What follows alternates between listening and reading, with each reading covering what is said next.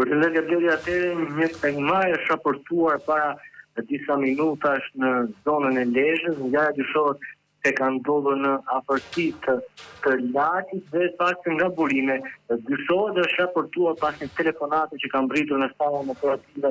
të policisë së qarkut të Lezhës se është marrë peng shtetasi Dot Gjoka. Megjithatë burime nga policia thonë se ngjarja ka ndodhur pranë lokal Bezhi në Lezhë dhe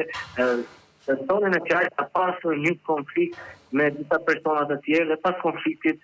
dyshohet se ai është marrë peng dhe janë larguar me një automjet. Por burime nga policia thonë se personat janë identifikuar dhe mjeti që ato janë larguar është identifikuar dhe po vjon puna dhe janë ngritur pika të ndryshme kontrolli për të bërë të mundur kapjen e personave të cilët kanë marrë peng shtetasin Dot Gjoka dhe për të kuptuar sepse ka nisur konflikti dhe çfarë ka shtyrë personat në fjalë që kur janë qartë të rënë në ditën. Pra këtë do të thotë që deri në këtë moment policia ka bërë të mundur identifikimin e personave dhe të targës së automjetit që është përdorur në këtë ngjarje për marrjen peng të shtetasit Dot Gjoka. Po, nga burime nga policia kemi të konfirmuar që personat të cilët janë konfliktuar me shtetasin Dot Gjoka dhe më pas konfliktit që kanë marrë peng duke futur në mjetin e tyre janë identifikuar nga policia dhe mjeti është identifikuar së bashku me targat që ka pasur mjeti dhe policia e Lezhës ka ngritur pika kontrolli në disa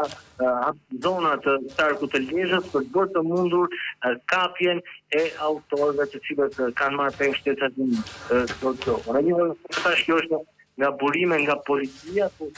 pasën dhe në të moment ky është raportimi që na vjen nga policia e shtetit dhe që Zut e Lezhës po punojnë për po ndjekin mjetin të cilin kanë identifikuar së bashku me targat që ai ka pasur për të përdorur dhe që kanë marrë peng shtetasin Dot Gjoka. Siç e thash, ngjarja ka ndodhur